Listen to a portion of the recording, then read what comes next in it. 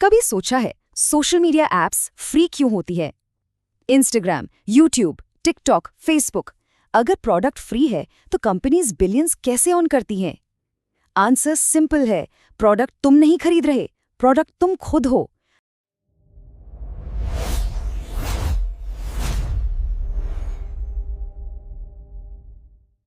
आज के इस विश्लेषण में हम एक ऐसे कॉन्सेप्ट को डिकोड करेंगे जो हमारी पूरी इकोनॉमी को कंप्लीटली ट्रांसफॉर्म कर चुका है। हम देखेंगे कि कैसे ह्यूमन अटेंशन टेक्निकली एक नई करेंसी बन चुकी है। Let's dive in. लेकिन इस मॉडर्न अटेंशन इकोनॉमी के बारे में बात करने से पहले जरा पैसे की असलियत को देखते हैं। आखिर एक सिंपल डिजिटल नंबर के पास इतनी इमेंस पावर आती कहाँ से है? मतलब आजकल पैसा फिजिकल कैश थोड़ी ना होता है जो हम हाथ में लेकर घूमें। ये तो बस बैंक अकाउंट्स में एक डिजिटल एंट्री है, राइट? न गोल्ड है न सिल्वर। फिर भी इस एक छोटे से डिजिटल नंबर के पीछे लोग अपनी पूरी जिंदगी लगा देते हैं। तो इस इल्यूजन के पीछे आखिर पावर है किस चीज की? अगर आप किसी ट्रेडिशनल इकोनॉमिक्स की टेक्स्ट बुक को पढ़ेंगे तो मनी की डेफिनेशन बहुत सिंपल और बोरिंग लगेगी। वो कहते हैं money is a medium of exchange, a store of value और अ यूनिट ऑफ अकाउंट। यानी एक ऐसी चीज जिससे आप ट्रेड कर सको, फ्यूचर के लिए वैल्यू स्टोर कर सको और किसी गुड्स की कीमत मेजर कर सको। पर ऑनेस्टली सोचिए, क्या मनी हमेशा से एक ऐसी स्टैटिक रूल बुक की तरह थी? बिल्कुल भी नहीं। पैसा कोई फिजिकल या स्टैटिक ऑब्जेक्ट नहीं है यार। ये एक्चुअली एक टेक्नोलॉजी है जो हमारे ह्यूमन बिहेवियर के साथ लगातार इवॉल्व होती रहती है। जरा इस फास्ट पेस्ड हिस्ट्री पर एक नज़र डालिए। 30,000 साल पहले लोग अकाउंट्स रखने के लिए लकड़ी की टैली स्टिक्स यूज करते थे। फिर करीब 1000 बीसी में पहले कॉइन्स आए। थोड़ा आगे चलें तो 13th सेंचुरी तक आते आते पूरा सिस्टम गोल्ड स्टैंडर्ड पर शिफ्ट हो गया।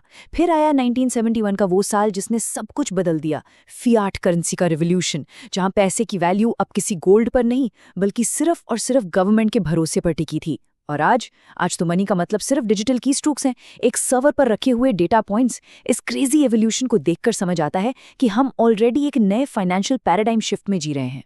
तो पुरानी सोच क्या कहती थी कि पैसा एक फिजिकल कमोडिटी है, जैसे सोना या चांदी। पर आज का मॉडर्न व्यू इससे बिल्कुल अलग है। मॉडर्न मॉनेटरी थ्योरी को अगर ध्यान से समझें तो आज की करेंसी और कुछ नहीं, बस एक डिजिटल IOU या एक टोकन है। टेक्निकली बोले तो ये इसेंशियली एक सॉवरेन डेट टोकन है जो गवर्नमेंट्स इशू करती हैं। रियलिटी ये है कि पैसा अब कोई फिजिकल चीज रहा ही नहीं, ये टोटली एक डिजिटल प्रॉमिस बन चुका है। इस नए सिस्टम को इकोनॉमिस्ट रैंडल रे ने बहुत ब्रिलियंटली एक्सप्लेन किया है। वो कहते हैं, the financial system is an elaborate record keeping operation, a sort of financial scoring of the game of life. इसे ऐसे सोचिए जैसे किसी अमेरिकन फुटबॉल मैच या क्रिकेट स्टेडियम में एक बड़ा सा स्कोरबोर्ड होता है ना, जो सिर्फ नंबर्स अपडेट करता रहता है। बस वही मॉडर्न फाइनेंशियल सिस्टम भी एग्जैक्टली एक मैसिव इलेक्ट्रॉनिक स्कोरबोर्ड की तरह है। ये सिर्फ ट्रैक कर रहा है कि किसने किसको कब क्या दिया। और आपको क्या लगता है ये स्कोरबोर्ड किस चीज पर चल रहा है? The answer is data. और एग्जैक्टली यहीं से शुरू होती है हमारी डेटा क्रांति, जहां पैसा सिर्फ नंबर्स नहीं बल्कि एक मेमोरी के रूप में काम कर रहा है। Let's see how. Bank for international settlements की एक बहुत ही इंटरेस्टिंग रिसर्च रिपोर्ट आई थी जिसमें एक प्रोफाउंड कॉन्सेप्ट समझाया गया। उन्होंने कहा, money is a coordination device, societies memory of all economic transactions. इस स्टेटमेंट का वजन समझिए। इसका मतलब है कि आज का डिजिटल पैसा सिर्फ एक टूल नहीं है बल्कि हमारी पूरी सोसाइटी का एक परमानेंट डिजिटल लेजर बन चुका है। ये एक ऐसी मेमोरी है जो कभी कुछ नहीं भूलती। किसने कब कहां और क्या खरीदा सब रिकॉर्ड हो रहा है। लोगों की पूरी डिजिटल लाइफ और उनकी हैबिट्स अब इस डेटा मेमोरी का हिस्सा है, जिसे डायरेक्टली टारगेटेड एडवर्टाइजिंग के लिए यूज किया जाता है। अब आप खुद सोचिए, जब आज के मॉडर्न टेक जायंट्स इस पेमेंट और डेटा स्पेस में घुसते हैं तो क्या होता है? वो लोग मैसिव और एक्सक्लूसिव डेटा साइलोज क्रिएट कर लेते हैं जहां सारी इन्फॉर्मेशन सिर्फ उनके पास होती है। इस वजह से सेंट्रल अथॉरिटीज के सामने 3 सबसे बड़े चैलेंजेस खड़े हो गए हैं। पहला, कंपटीशन और नेटवर्क इफेक्ट्स जो इजीली मार्केट को मोनोपोलाइज कर लेते हैं।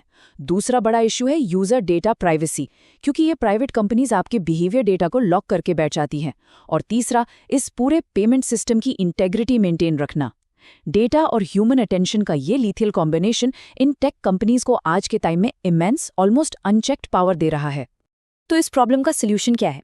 बिग टेक की इस मोनोपोली और एब्सोल्यूट डेटा कंट्रोल को काउंटर करने के लिए ही सेंट्रल बैंक्स एक पूरा नया फ्रेमवर्क डिजाइन कर रहे हैं, जिसे हम सेंट्रल बैंक डिजिटल करेंसीज या CBDCs कहते हैं। ये एसेंशियली हमारी सॉवरेन मनी का एक प्रोग्रामेबल फ्यूचर है। इनका मेन ऑब्जेक्टिव्स बहुत क्लियर है: पब्लिक ट्रस्ट को बचाना, लोगों की प्राइवेसी को सिक्योर करना और इस फुली डिजिटल एज में देश की स्ट्रेटेजिक सॉवरेनिटी को मेंटेन करके रखना। अगर सिंपल वर्ड्स में कहूं तो ये एक स्टेट लेवल रिस्पॉन्स है उस मैसिव डेटा हार्वेस्टिंग के खिलाफ जो प्राइवेट प्लेटफॉर्म्स इस अटेंशन इकोनॉमी में डेली बेसिस पर कर रहे हैं।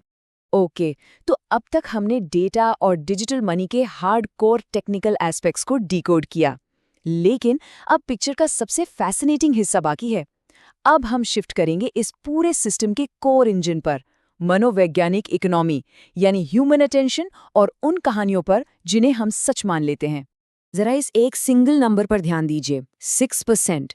क्या आपको मालूम है कि 2018 में S&P 500 के टोटल रिटर्न्स का 6% एक्सक्लूसिवली सिर्फ Amazon ने अकेले ड्राइव किया था, और ये कंप्लीटली टेल इवेंट्स की वजह से था। ये हमें एक्चुअली ये समझाता है कि कैसे एक टाइनी फ्रैक्शन ऑफ प्रोजेक्ट्स या थोड़े से ही वायरल ट्रेंड्स प्रैक्टिकली पूरे मार्केट की वेल्थ और अटेंशन को कैप्चर कर लेते हैं। आज इंटरनेट पर जो हम रिकमेंडेशन सिस्टम्स देखते हैं वो एग्जैक्टली इसी प्रिंसिपल पर चलते हैं।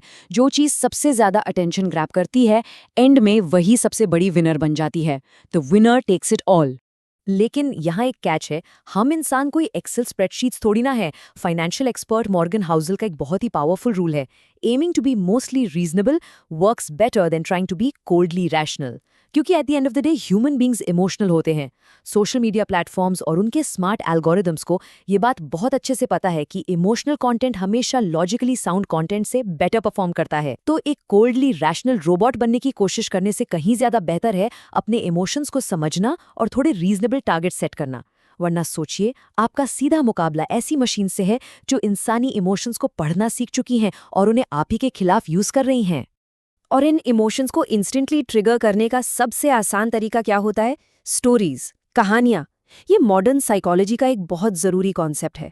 Appealing fictions and why stories are more powerful than statistics. आज की इस इकोनॉमी और डिजिटल मार्केट्स में ना, रॉ डेटा उतना इम्पैक्ट नहीं डालता जितना एक पावरफुल नैरेटिव डालता है। एक स्ट्रॉन्ग अपीलिंग फिक्शन या कैप्टिवेटिंग स्टोरी लोगों का अटेंशन तुरंत लॉक कर लेती है। और सीरियसली, यही तो मॉडर्न डिजिटल इन्फ्लुएंस का बेस है। लोग नंबर्स पर इन्वेस्ट नहीं करते, लोग उन कहानियों पर इन्वेस्ट करते हैं जो नंबर्स के पीछे चल रही होती हैं। इसे एक बहुत ही इंटरेस्टिंग एनालॉजी से समझते हैं। इमेजिन कीजिए कि आउटर स्पेस से एक एलियन आता है और वो न्यूयॉर्क के टाइम स्क्वायर को 2007 में देखता है, और फिर वही एलियन वापस 2009 में आता है। 2007 में इकोनॉमी बूम कर रही थी और 2009 में ग्रेट रिसेशन चल रहा था। लेकिन उस एलियन को विजुअली क्या अलग लगेगा? लिटरली कुछ नहीं। बिल्डिंग्स वही थीं, सड़कें वही थीं, फिजिकल इंफ्रास्ट्रक्चर एग्जैक्टली सेम था। तो बदला क्या था? बदली थी सिर्फ वो स्टोरी, वो साइकोलॉजिकल बिलीफ जो इंसान अपने दिमाग में मान चुके थे।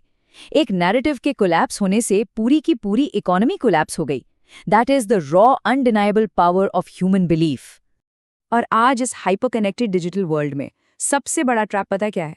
Social comparison. इसके लिए एक गोल्डन रूल याद रखिए: beware taking financial cues from people playing a different game than you are. Social media algorithms लगातार आपको ऐसे लोगों की लैविश स्पेंडिंग हैबिट्स और लाइफस्टाइल्स दिखाते रहते हैं जो उनके लिए व्यूज और एंगेजमेंट ड्राइव करते हैं। पर उन लोगों के इंटरनल फाइनेंशियल गोल्स क्या हैं, वो तो आपको स्क्रीन पर नहीं दिखते ना। हमें ये टेक्निकली समझना होगा कि एल्गोरिदम्स हमें अपने प्लेटफॉर्म पर एंगेज रखने के लिए ऐसी अनरियलिस्टिक चीजें दिखाते हैं जो शायद हमारी पर्सनल फाइनेंशियल गेम का हिस्सा है ही नहीं। और यूजर्स का अटेंशन परमानेंटली लॉक करने के लिए इन प्लेटफॉर्म्स का सबसे बड़ा वेपन क्या है? फियर, डर। Optimism sounds like a sales pitch, pessimism sounds like someone trying to help you. ये इंसानी साइकोलॉजी का एक बड़ा कड़वा सच है। फाइनेंशियल पेसिमिज्म ग्लोबल अटेंशन को बहुत तेजी से कमांड करता है, क्योंकि मनी एक हाईली कनेक्टेड सिस्टम है। कहीं एक जगह फेलियर होता है तो सबको लगता है कि उन्हें भी पर्सनल थ्रेट है। आज न्यूज़ और सोशल फीड्स इस नेगेटिविटी को मैग्नीफाई करते हैं, क्योंकि थ्रेट और फियर ही एकमात्र ऐसा शॉर्ट तरीका है जिससे यूजर का स्क्रीन टाइम बढ़ाया जा सके। मॉडर्न इकोनॉमी में मनी पावरफुल है, लेकिन अटेंशन उससे भी ज्यादा पावरफुल बन चुकी है। तो हम आते हैं इस फाइनल थॉट पर। In the future economy, will the ultimate currency be digital algorithms and central banks, or human attention and the stories we believe? लेकिन अगर अटेंशन ही मॉडर्न करेंसी है, तो एआई और एडवांस टेक्नोलॉजी फ्यूचर इकोनॉमी को कैसे change करेंगे? कैसे algorithms human psychology को नेक्स्ट लेवल पर ट्रैक करेंगे? ये हम डिकोड करेंगे नेक्स्ट एपिसोड में।